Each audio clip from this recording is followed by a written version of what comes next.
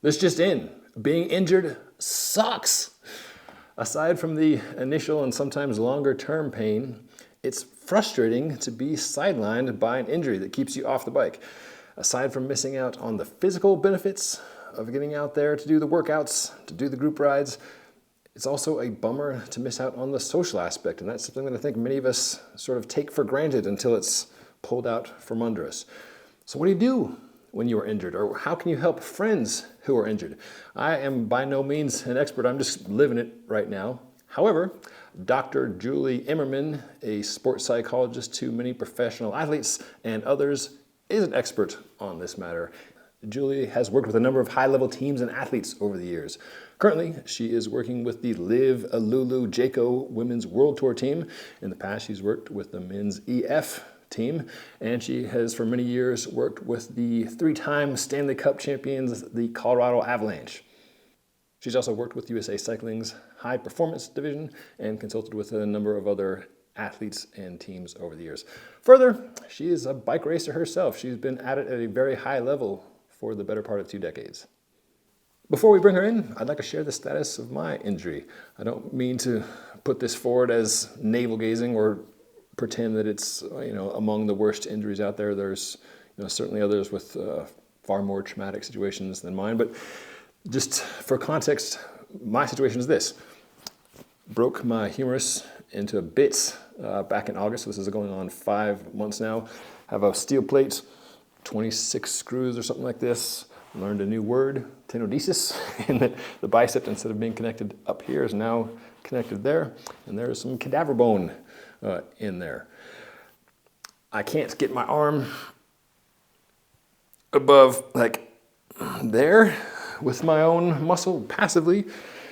I can get higher, so my victory salute has been compromised. Also, it's just frustrating not to be able to do a lot of stuff around the house, right? Things I have appreciated in my little journey here are the help from friends and others. So people coming by as I was just sort of sitting around on the couch feeling sorry for myself was very helpful. As I mentioned at the top of the show, a lot of us sort of take for granted the social benefits we get from riding bikes. And when that suddenly stops, we realize like, oh, I don't really actually hang out with people all that often when I'm not sitting on a bike. So I very much appreciated folks coming by. So if you're watching this, hopefully you're not injured, and hopefully your friends aren't injured. But if they are, just popping by to check on them could be an appreciated thing. Another thing I appreciated was moving. In terms of like moving my body, I saw my friend Brett Richards, who likes to lift weights. He was coming back from a arm injury and arm surgery. Saw a picture of him with like a horse collar looking thing doing deadlifts without his arms. And I was like, if that old boy can lift weights without his arms, I can sit on my trainer here in the garage. And as many medical folks will tell you, motion is lotion, and it's good for the body. It's also good for the head. So that's something that I know, but sometimes need to be reminded of.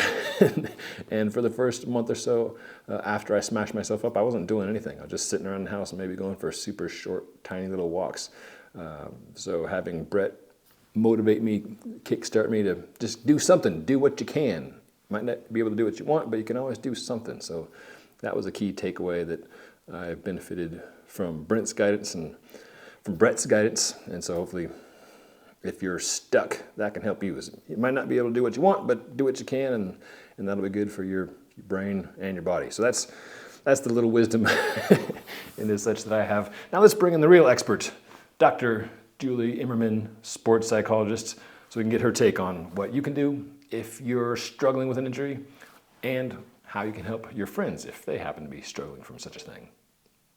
Dr. Julie Emmerman, great to see you. How are you? Great to see you too. I'm good. Thanks for having me here. Thanks for coming in. So I'm hoping you can help give us some tips on how to deal with injuries ourselves that are keeping us off the bike, or hopefully you're not injured, but maybe your friend might be, how to help them as they're struggling along with it. So I was hoping you could help with, I'm going to ask you a few different things. How do you adjust to the change in routine?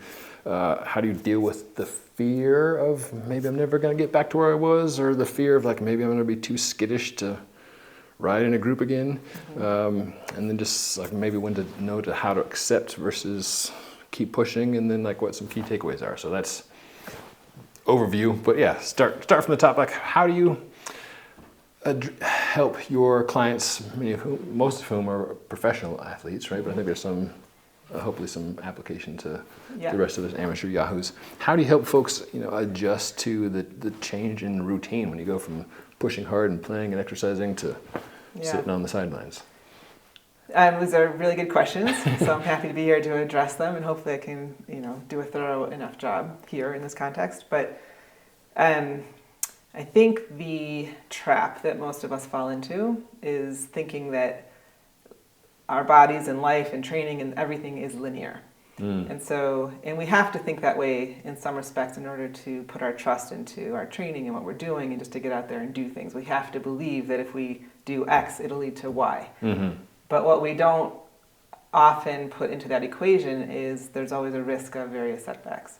So when we tend to unknowingly buy into this belief that things are linear, even if like, oh, there's a risk of crashing, most of us think it's not going to happen to me, or there's a risk of an overuse injury, but it's not going to happen to me. Yes. So then when it does, if you are someone who has really bought into that hardcore, it's harder psychologically because you resist it you're resisting it. You're not really wanting to believe that has happened to you or that this could happen to you. So the adaptation process is often very messy, and I think it's important to normalize that. I mean, it doesn't have to be a graceful transition from going 100 miles an hour to being in a brace or a cast or having surgery. Yes. It's okay and expected that it should be uncomfortable, emotional, kind of internally chaotic for a while. And the first step is to not stigmatize that, to normalize that, and to recognize this is normal. First of all, your brain is used to getting a certain cocktail of endorphins all the time when you're exercising and training on a regular basis. Socially, you're used to getting a certain mix of reinforcement there. Spiritually, for some people, riding and training is there's a spiritual component to it, or just a sense of connection to a bigger purpose. So if all of that is ripped out from under you because of some kind of injury, it's expected that it's going to be rough. In the context of what I was saying earlier, about if we can accept that things are not necessarily linear and we are reminded that our bodies are very dynamic, and the more that you're training and the more that you're pushing, the more vulnerable you are to actually having something snap or break along the way. So if we can adapt our way of thinking towards more of this idea of a dynamic body and trust in our bodies, that they're always trying to communicate with us, and we have to do sometimes a better job of listening and knowing what to listen to and how to listen, and it's a work in progress. It's not going to be no one's born knowing how to do that. Sure. So both my kiddos played soccer from the time they were itty bitty up through high school. Both had injuries that sidelined them for a while, like literal sidelines. And one thing that I appreciate about the sport of soccer, being a team sport, is that even if you're not playing, you can still suit up, go do a little bit of the warm-up, and then sit with your team. And it still sucks. You're seeing your friends play, and you're just sitting there, but you're still a bit in the psychological momentum of doing the thing. Whereas for a silly stretchy pants wearing bicycle riders, like, you're not sitting in the group anymore. Right. Although I have been sitting here, I'm pointing off camera to a bike on a trainer. You can do that. But how do you recommend people tap into a social thing if their sport, if bike riding was their social thing?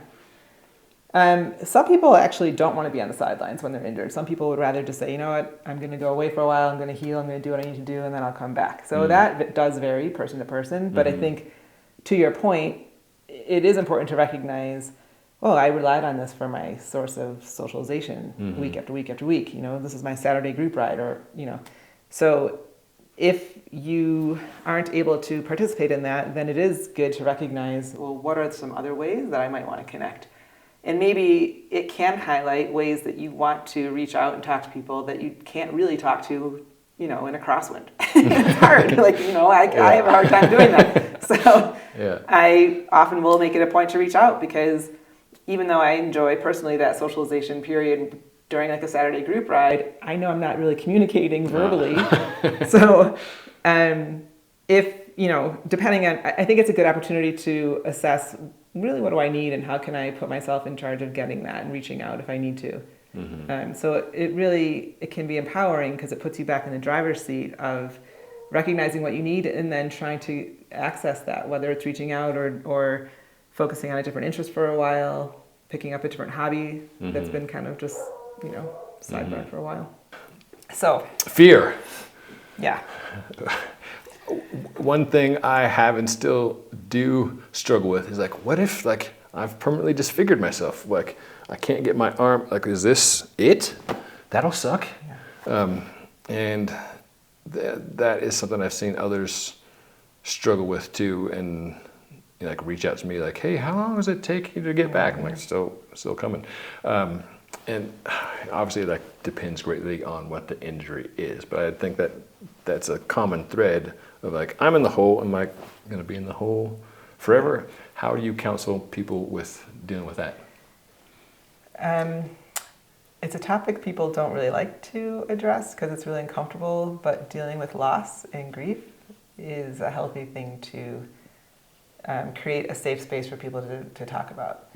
Because, I mean, the truth of it is, as we age and as we push ourselves, things are going to happen. Yeah. And not everything can be sugar-coated or should be sugar-coated, and sometimes there's just hard realities that there is a loss of functioning or a loss of mobility or, a permanent compensation that has to happen. And those are hard conversations, but also it's harder when you don't have them.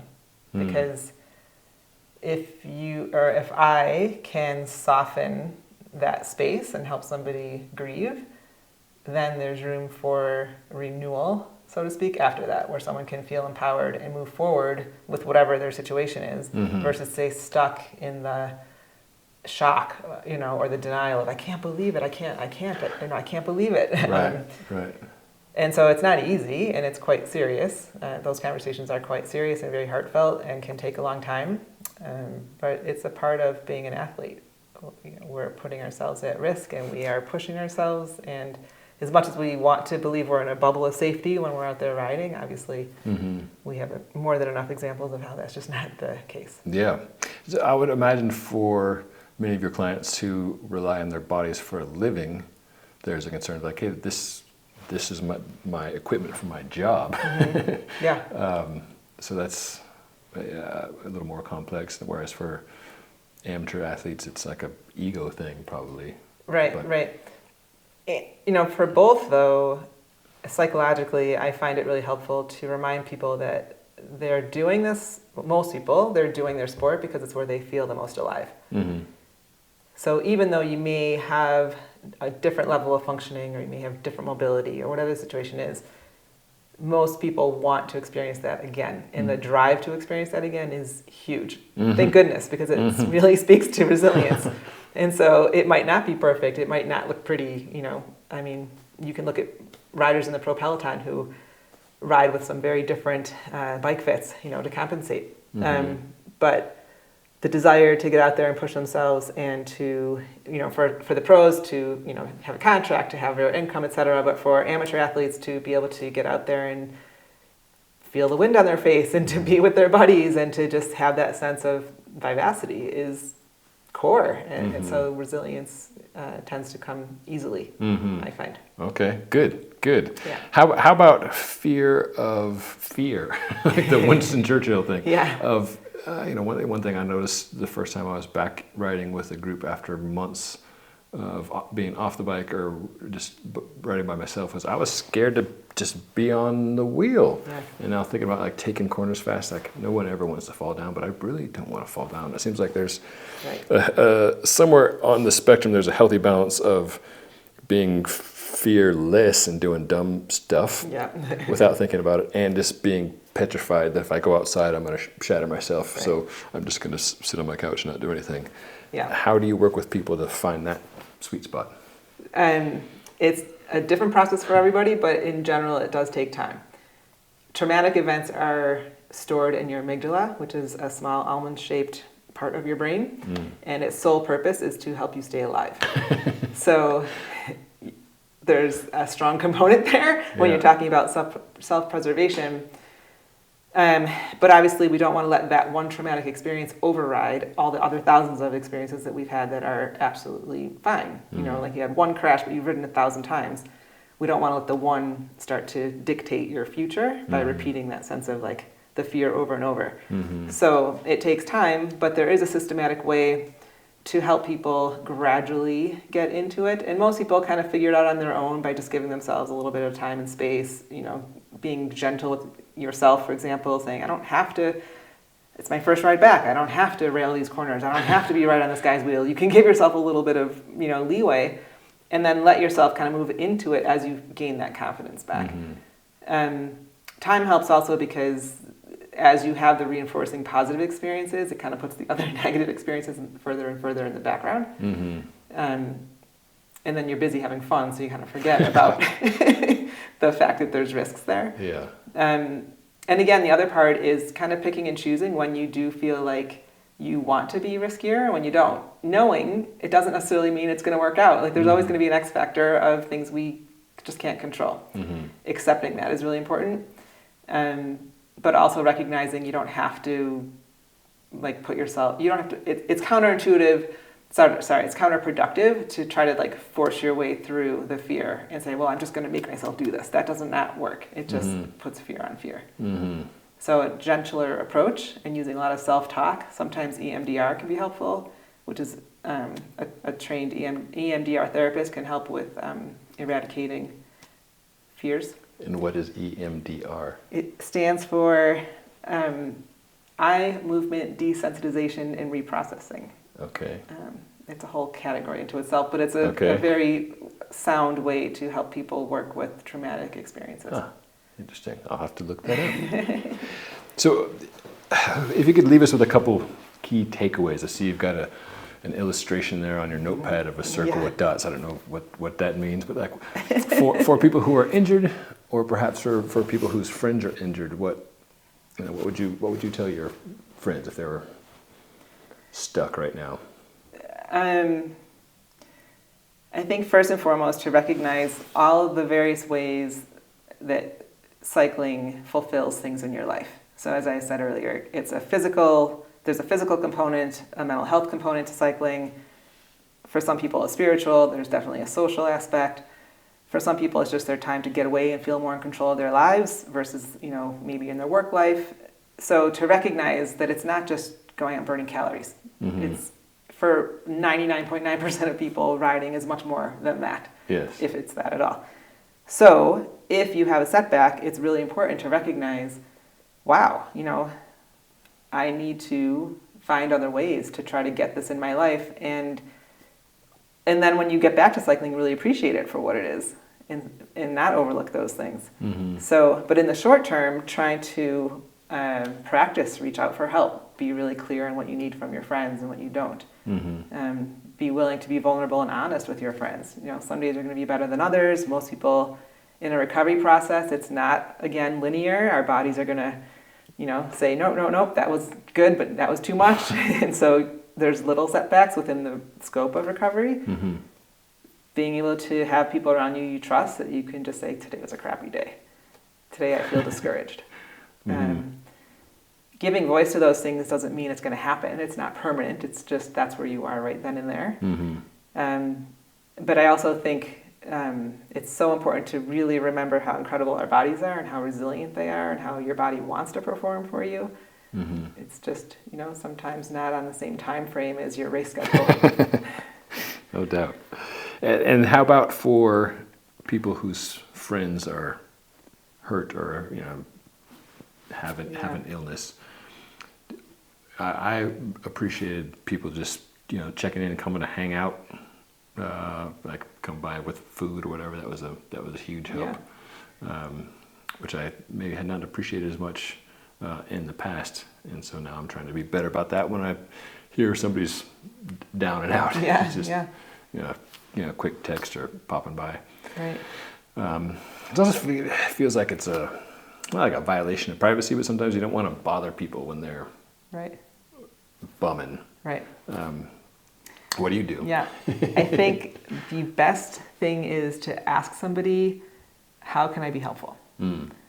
And let the injured person tell you what they feel is helpful.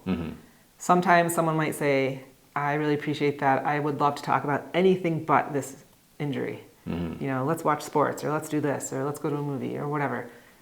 Sometimes you might really want to talk about this doctor's appointment, or that, or the billing process involved in the doctor's appointments, and you know, the whole mess of it all. But I think it's important for a friend to be sensitive that even though you may have curiosity about something, it might be the last thing you want to talk about. So if a friend is trying to be helpful, it's a good idea just to ask, hey, you know, I'm here for you. What would feel helpful for you today? What would feel helpful for you now? Fair enough. Just ended on a higher note. Let's talk bike racing. Have any personal trips scheduled and or like women's world tour trips scheduled for 2025? I'm starting now to put some ideas together. I'm thinking about maybe doing an oat route in the Alps in August. Nice. We'll see. Yeah, I don't really know yet. I don't know. Kind of leaving it open. Well, yeah. Good luck and have fun daydreaming about it. That's half the fun. And thanks very much for coming in. Yeah, it's a pleasure. Appreciate the help. Definitely a pleasure. Thank you. Thanks for watching. Thanks for subscribing. If you got any questions, put them below, and I won't answer, but maybe I'll bug Julie and say, hey, could you address this? But hopefully you are not struggling with injury yourself, but if you are, you'll get through. Just keep pushing. Keep pushing. Thanks for watching, and enjoy the ride.